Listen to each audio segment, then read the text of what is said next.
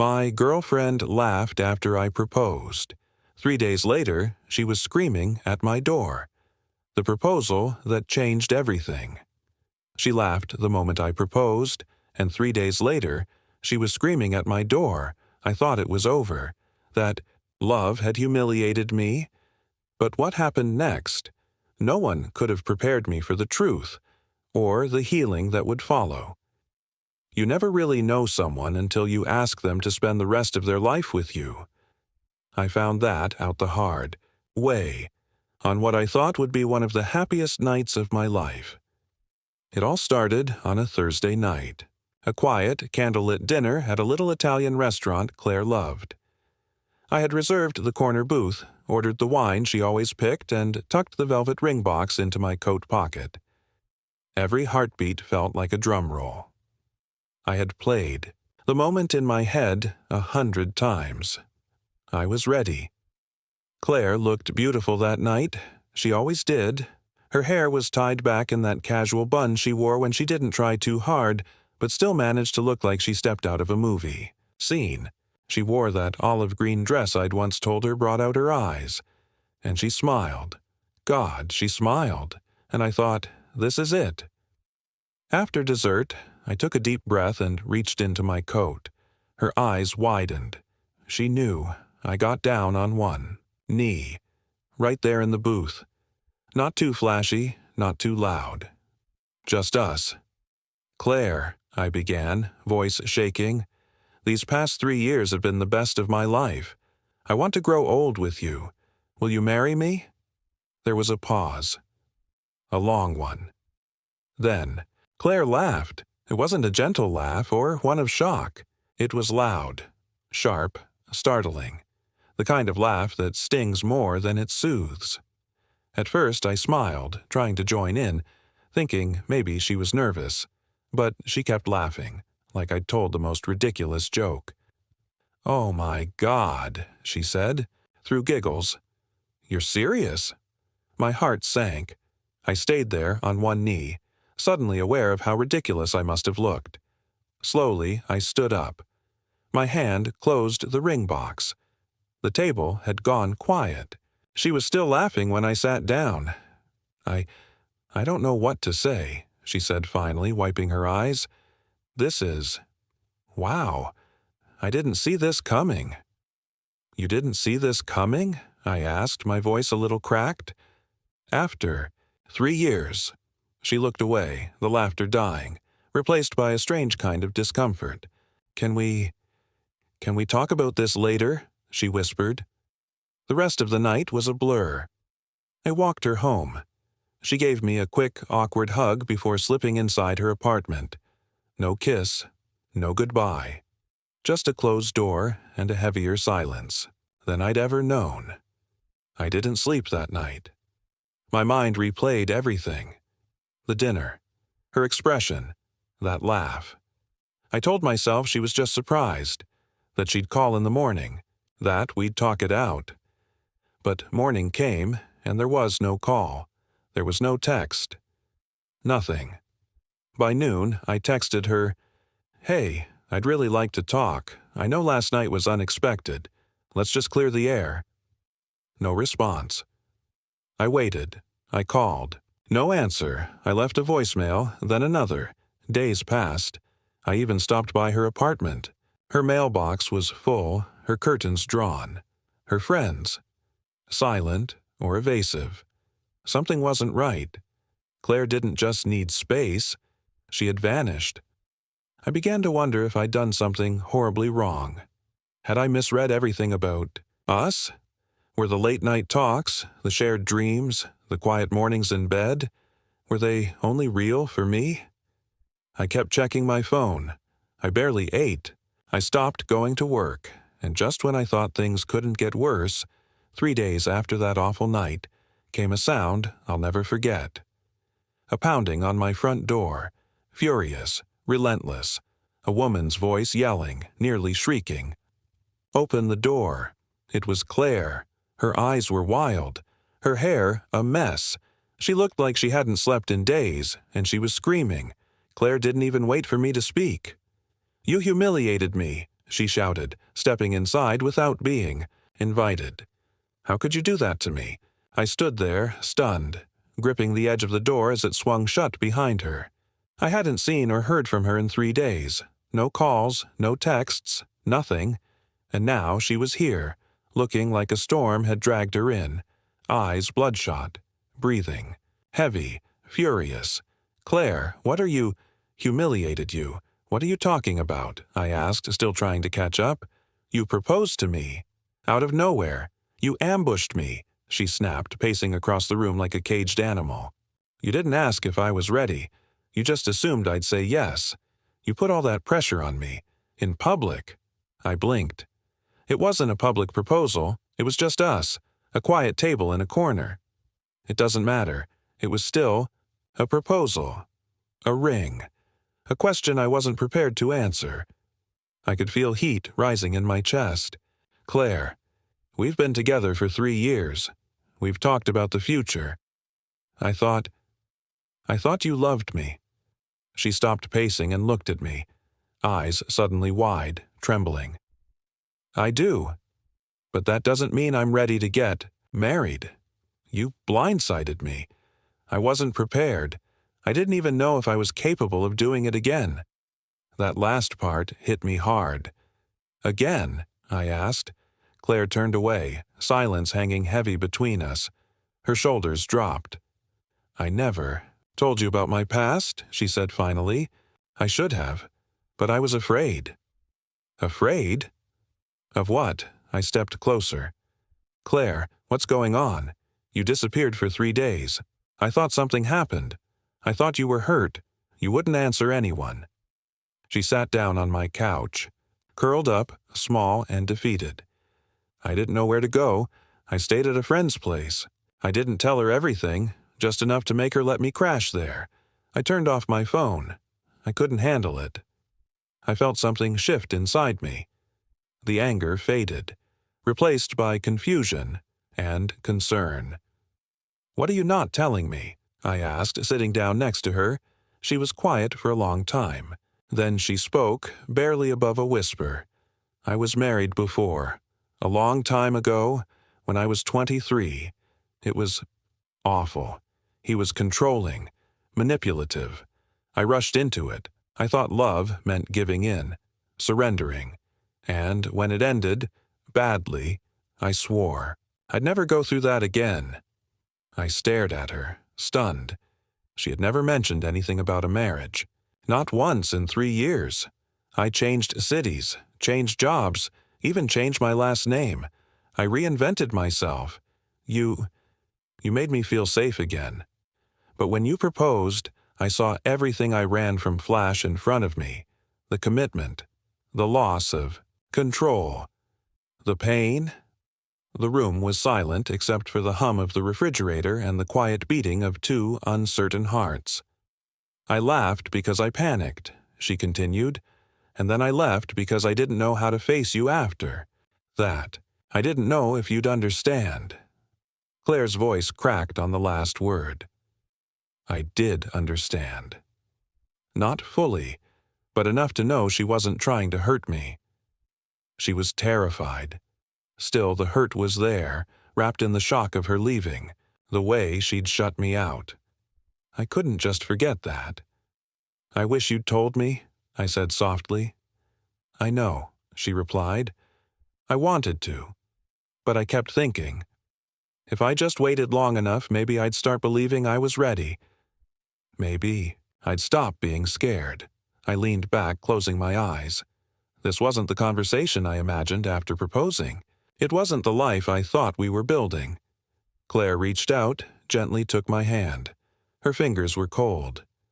I'm sorry, she said, and for the first time in days we both sat in silence. Not angry, not yelling, just sitting with the weight of everything that had just come unraveled. The air between us was thick with everything unspoken. After the emotional storm that had just torn through my living room, Claire and I sat in stillness, staring at the floor like it held answers. She had just told me she was married before, that she had run from a past too painful to face, and that my proposal, My simple, honest question had triggered every fear she thought she'd buried. I didn't know what to say. Part of me wanted to hold her, tell her it was all okay, that we could still move forward. But the other part, the bruised, confused, betrayed part, just wanted space. To breathe. To process. "Do you want me to leave?" Claire asked, breaking the silence. I looked up. Her voice was small, like she was already preparing for rejection. "No," I said, almost instinctively. "But I don't know what this is. Anymore, Claire. I thought we were building a life together. Turns out I didn't even know half your story." She winced. "That's fair. I should have told you, but I was afraid you'd see me differently."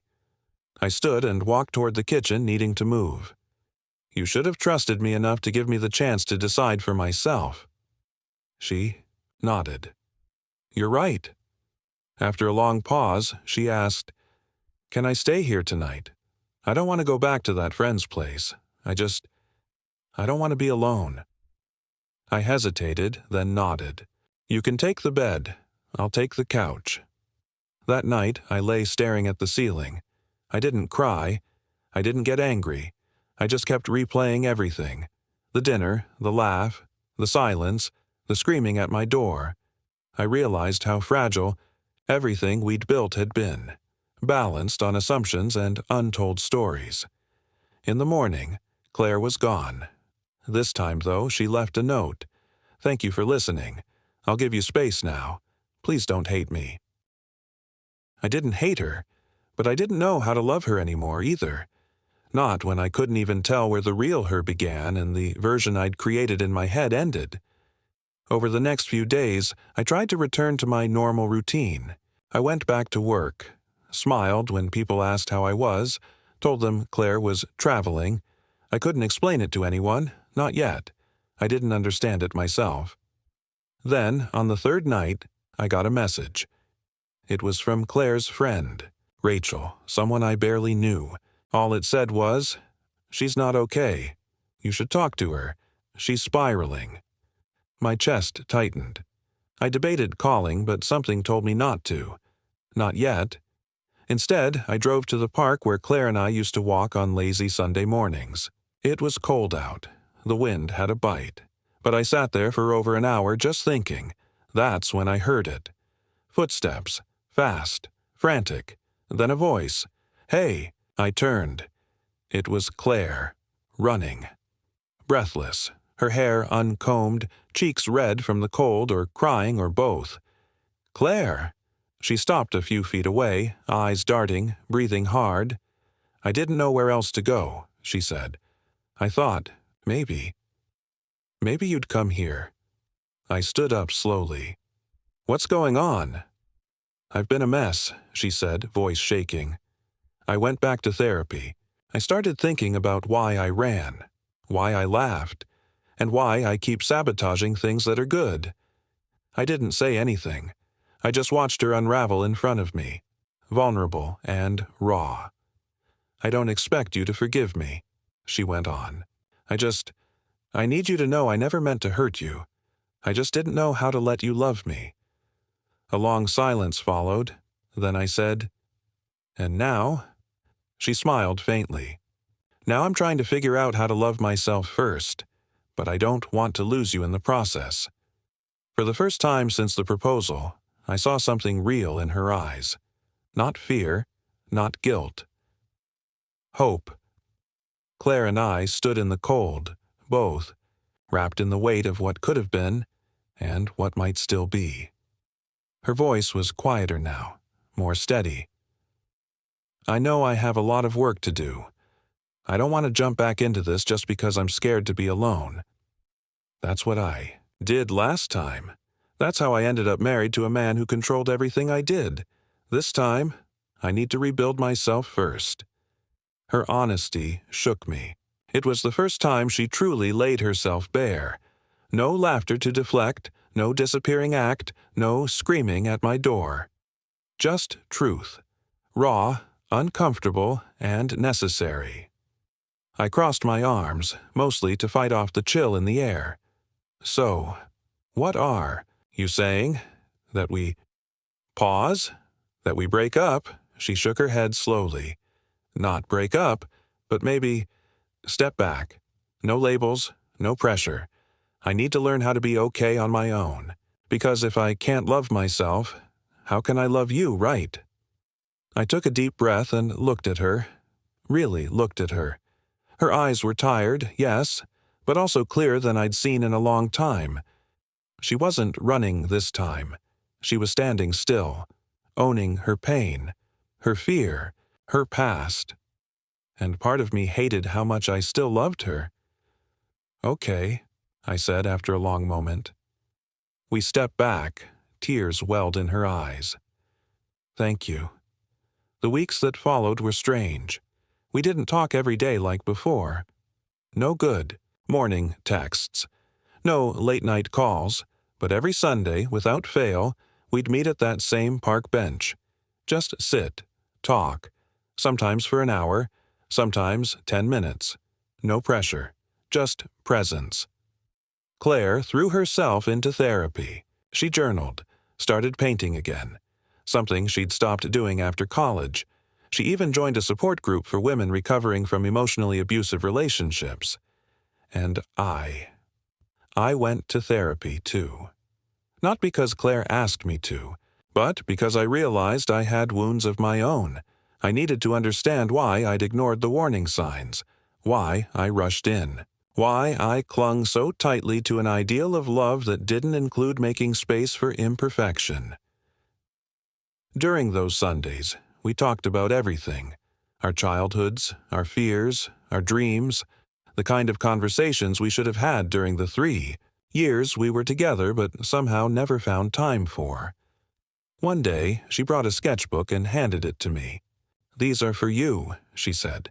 Inside were drawings of me, of us, of the proposal, of the fight, of the park bench where we sat week after week, and on the last page, a drawing of me holding the ring box. But this time, she was kneeling too, beside me. "It's not a yes," she said. "Not yet, but it's not a no anymore either." I smiled, tears pricking at the corners of my eyes.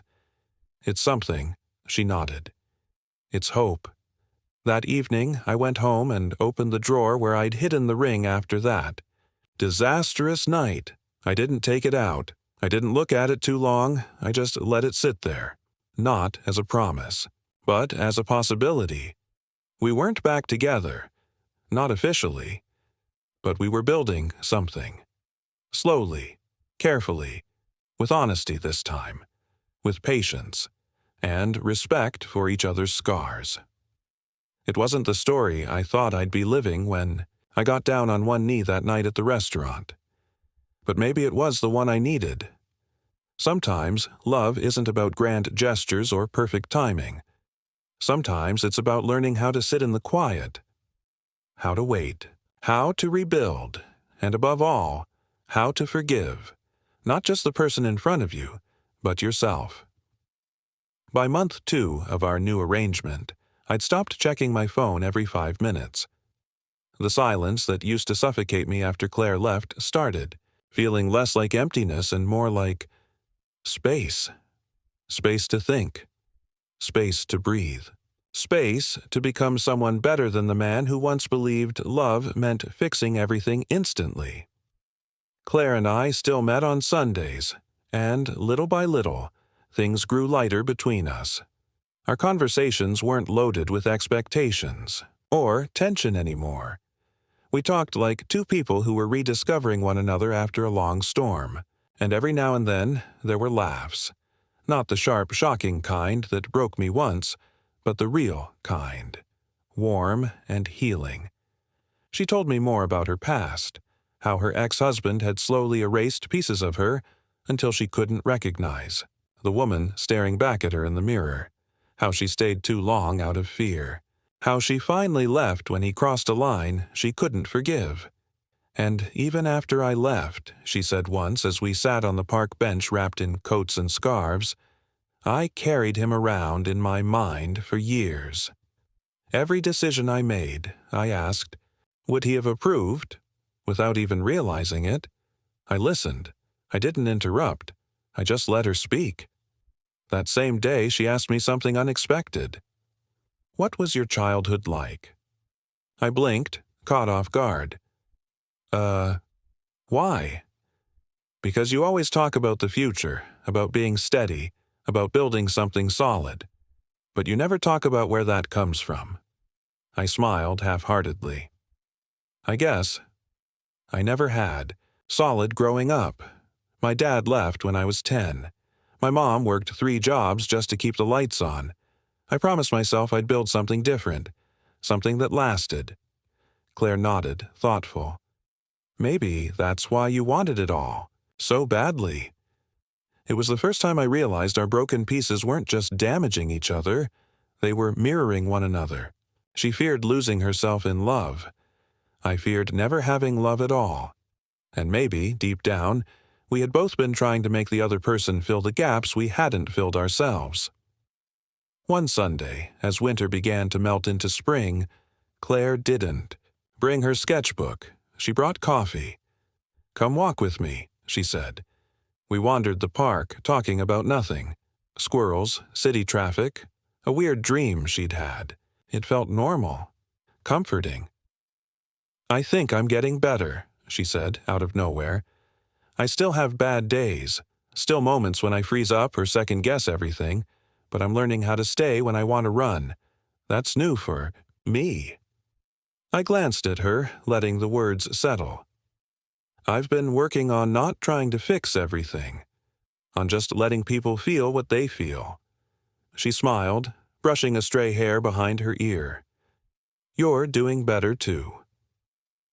We walked, in silence for a while, not the awkward kind, just quiet, peaceful, like we both knew there was more to say, but we didn't need to rush it.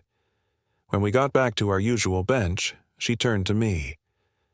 "I'm not ready for marriage," she said softly. "Not yet, but I'm ready to be in this, really in this, with honesty, with therapy, with patience. I don't want to run anymore." And then she reached into her pocket. "Not a ring, a key. To my apartment," she said. "No pressure. You don't have to take it. But maybe next time, don't wait for me to scream at your door." I laughed, genuinely. "I'll keep that in mind." I took the key, not as a promise, not as a milestone, but as an invitation to trust, to rebuild, to love, not from desperation or fear, but from strength.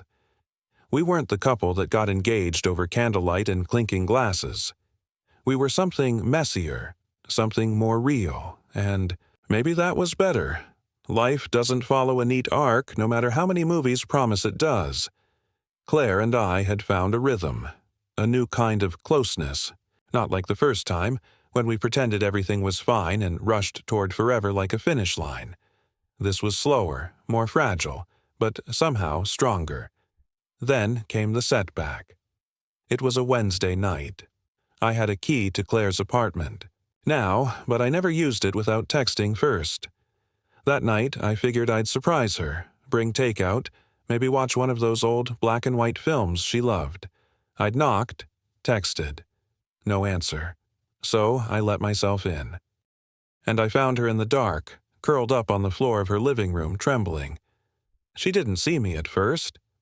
"Claire," she flinched at the sound of my voice. I dropped the food and knelt beside her. Hey, what's going on?" She shook her head, voice thin and distant. I thought I was okay, but I got a call today, from a number I didn't recognize. It was him, my ex." I froze. "He called you?" She nodded. "He didn't say much, just enough to make my chest tighten again. Just enough to remind me that even after all this time he still lives in a corner of my head. I don't want him there, but he's still there." I sat beside her, not touching her, not trying to fix it, just being still, being present. Eventually, she calmed enough to speak in full sentences. I didn't answer when he asked if it was me. I just hung up, but I've been shaking ever since. I reached over, gently took her hand. "He doesn't own you anymore." "I know," she whispered, "but trauma doesn't care about logic." She didn't want to talk much more that night, and I didn't press her. I stayed on the couch. We barely slept. But in the morning, she looked at me with clear eyes. "I'm not giving up," she said, "but I need to reground myself, and I need you to be patient. Again." "Always," I said. That day reminded me that healing isn't linear. There are dips and spirals, but they don't mean failure. They just mean the work is real. After that night, we started attending a couples therapy group. It wasn't romantic. It wasn't even particularly warm. But it was honest. One of the things we learned there changed everything for me. "Most people think love is about completing each other," the therapist said. "But that's dangerous, because when one of you breaks down, the other doesn't know who to be." Claire and I stared at each other in that moment, like something had clicked. We had been trying, in our own ways, to fix each other, to complete each other without learning how to stand fully on our own. So we kept working. She kept painting. I started journaling. We made boundaries clearer. Time alone, days apart when needed, scheduled check-ins rather than assuming we knew what the other felt. One Sunday afternoon, she surprised me by suggesting a day trip to the old bookstore downtown. We used to go there back in our first year together before things got heavy. Walking through those aisles, flipping through worn pages, laughing over ridiculous cover art, it felt like time travel, but this time we weren't pretending. We weren't playing perfect. We were just together, imperfectly. At checkout, she bought a small poetry book. Later, she read from it aloud as we sat on her balcony. One line stuck with me. "The strongest homes are the ones rebuilt by their own survivors." Claire looked up and said, "That's us, isn't it?" "Yeah," I said. "It is. We were building something, not from scratch, but from the broken pieces we'd chosen to hold on to and mend together. It didn't look like a fairy tale. But maybe it was something better. Real. Resilient. Ours." I hadn't looked at the ring in months. It was still in the drawer, tucked beneath an old stack of receipts and faded photographs. Sometimes I'd pass by it on my way to find my charger or a pen, and the thought would flicker across my mind. Not yet. I never touched it. I never opened the box. But one Saturday morning, something shifted. Claire and I had just come back from the farmer's market. She was laughing about a woman who had scolded a dog for sniffing zucchinis, and her eyes sparkled like they did when we first met, not in that fairy tale way I used to chase, but in a steady, lived-in kind of joy. We put the groceries away, brewed coffee, and sat at her tiny kitchen table, the one with the chipped leg we kept saying we'd fix but never did. I looked at her across the table. No makeup. Hair still a little wild from sleep. Wrapped in one of my old hoodies, and I felt it again. That quiet certainty I'd once mistaken for urgency. Only now, it wasn't desperate. It was calm. I went home that afternoon and opened the drawer. The ring was still there, untouched, exactly where I'd left it the night she laughed in my face. But this time, it didn't hurt to look at it.